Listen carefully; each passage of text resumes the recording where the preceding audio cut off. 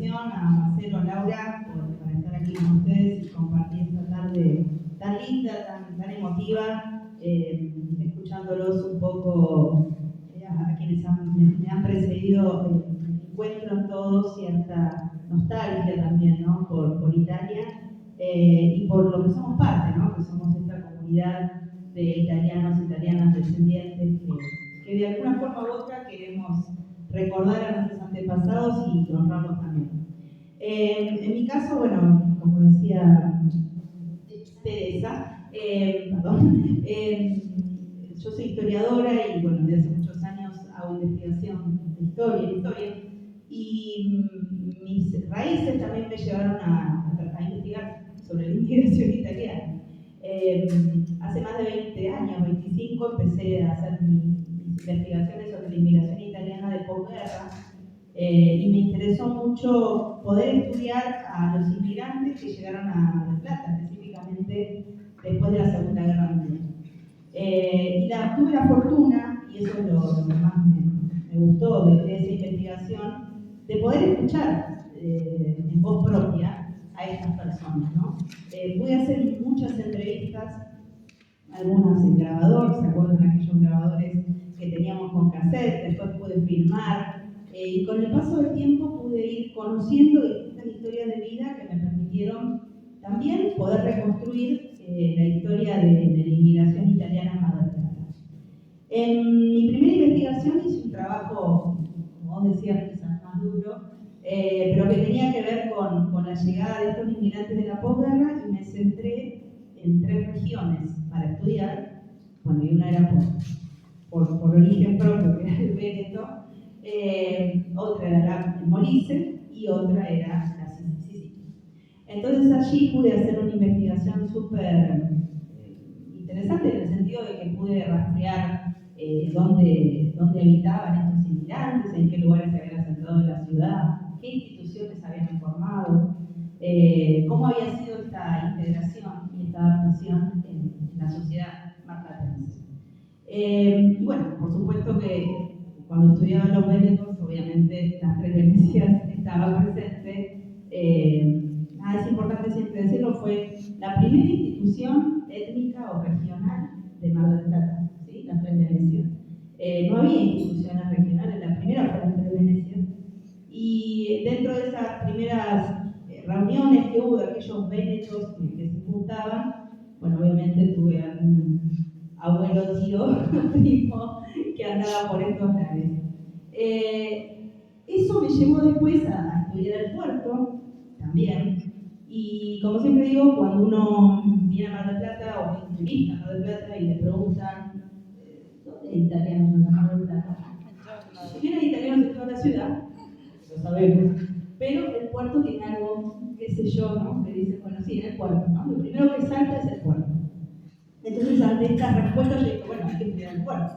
¿Por qué el puerto tiene esta caracterización tan fuerte con los italianos, ¿no? ¿Por qué se identifica tanto con la italianidad? Entonces, así surge el trabajo que quería contar brevemente, que es este libro, La Pequeña Italia, una comunidad portuaria, que tiene que ver con la historia del puerto de Mar del Plata, del barrio del puerto de Mar del Plata, y de la llegada a ese barrio de estos inmigrantes italianos, en su mayoría de regiones del sur de Italia, que son los que se sientan allá.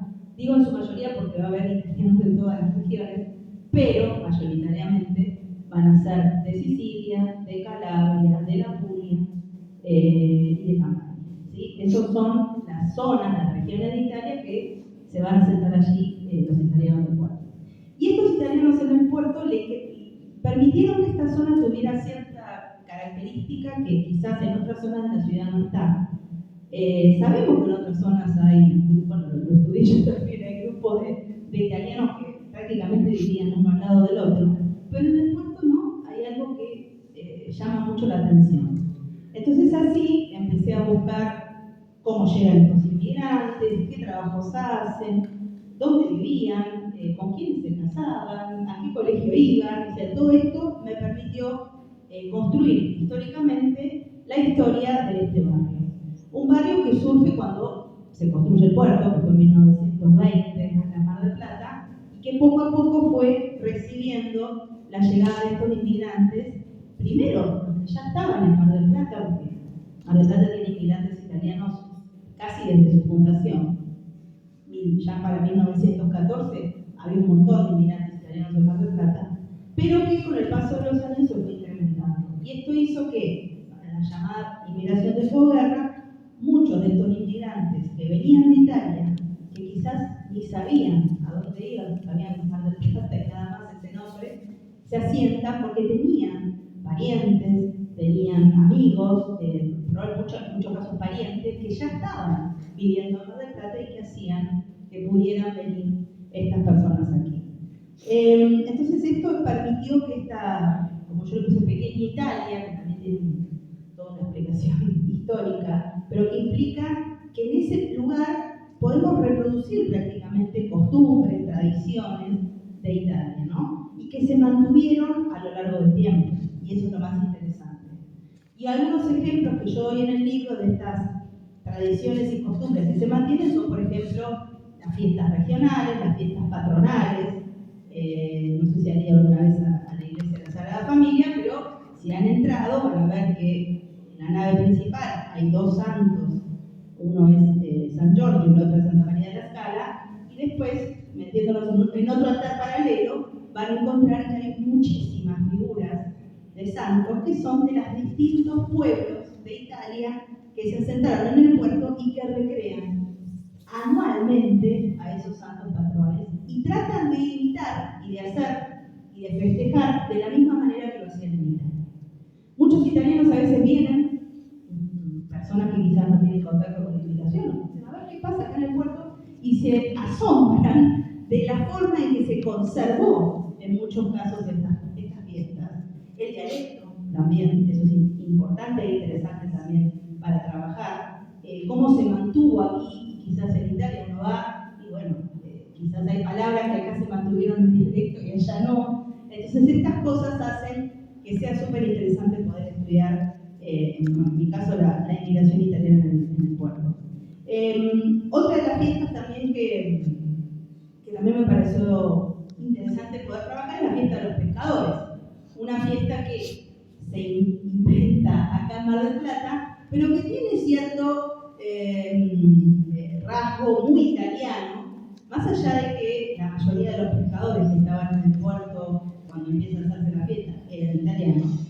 También había españoles, después hubo belgas, o sea, hubo de distintas nacionalidades, pero la mayoría eran italianos. Entonces, esa fiesta estuvo marcada por el paso de un cura de allá de Sagrada Familia, que es Padre Ducto, que hay hoy una calle en el puerto homenajeándolo a él, que fue quien instó a estos pescadores a poder tener una fiesta que los aunara a todos como pescadores, no como italianos o regionalmente hablando. Y eso hizo que esta fiesta trascendiera con el paso del tiempo, que se siguiera manteniendo y que, bueno, tuviera la importancia que está. Bueno, ahora se sigue, no se festeja quizás tanto como se hacía antes, pero se sigue manteniendo este festejo. Entonces, en ocasión un poco de esta presentación, voy a leer, que es cortito, una carta que está en italiano y después traducida, porque la tuve que traducir, el libro está en español, no está en italiano, del Padre Ducto a Don Orione cuando empieza a festejar la fiesta.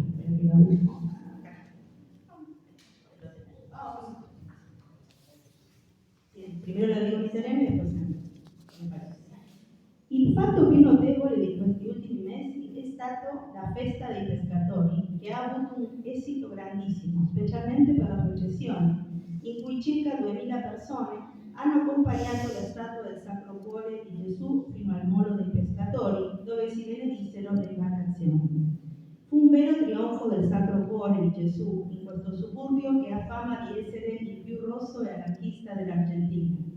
Il merito di questa riuscita lo si deve specialmente alla fede e all'entusiasmo dei nostri siciliani e pugliesi. Si è fatto un gran passo nella cristianizzazione della gente. Pochi anni fa nessun prete poteva passare per il suburbio del porto senza essere insultato. E il 26 febbraio, per le sue vie povere e disadorne, passò in trionfo al suono della banda, accompagnato da una turba di popolo, uomini, donne e fanciulli. Il Sacro Cuore di Gesù benedicendo senza che si notasse la minima mancanza di rispetto, anzi, tra grande entusiasmo. Il fatto che ha impressionato più di uno, specialmente dell'alta società, senza dubbio vi fu la mano di Dio, sia benedetta la sua bontà. La traducción era el explico esto.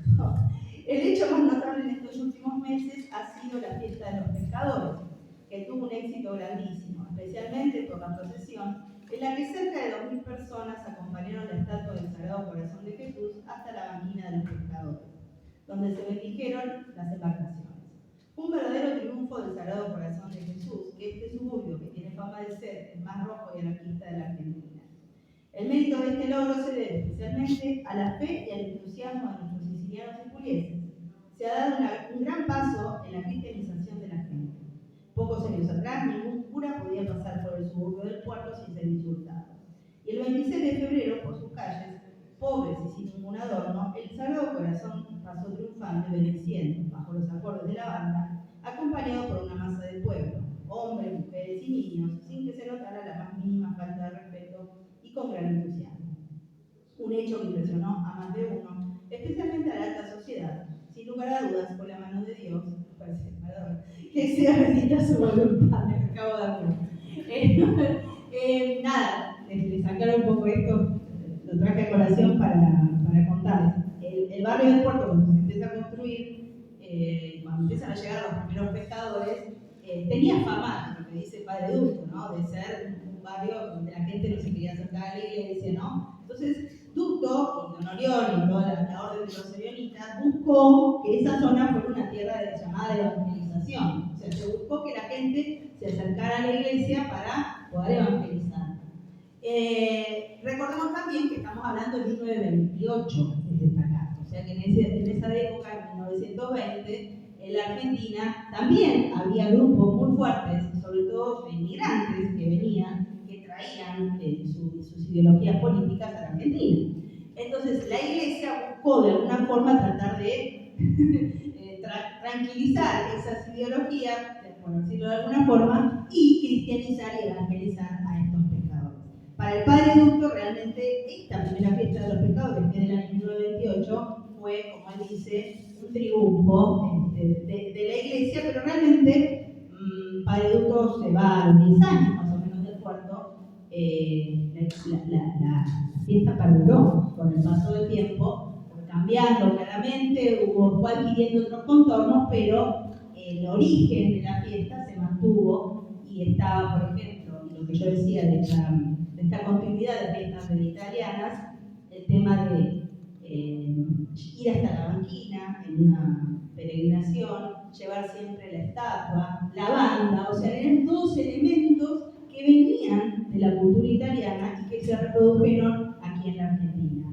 Claramente, una de las cosas que más impresionaba a los locales o a los turistas, porque estábamos en verano, en aquella época, era escuchar las bombas, ¿sí? Algo que acá no se hacía en Argentina y que fue un elemento cultural que también trajeron los italianos, esta forma de festejar a sus santos patronos y a sus santos patronos de ellos. Así que bueno, nada. Este es el libro, nada, brevemente les quise contar algunas cosas, les agradezco de nuevo la invitación y bueno,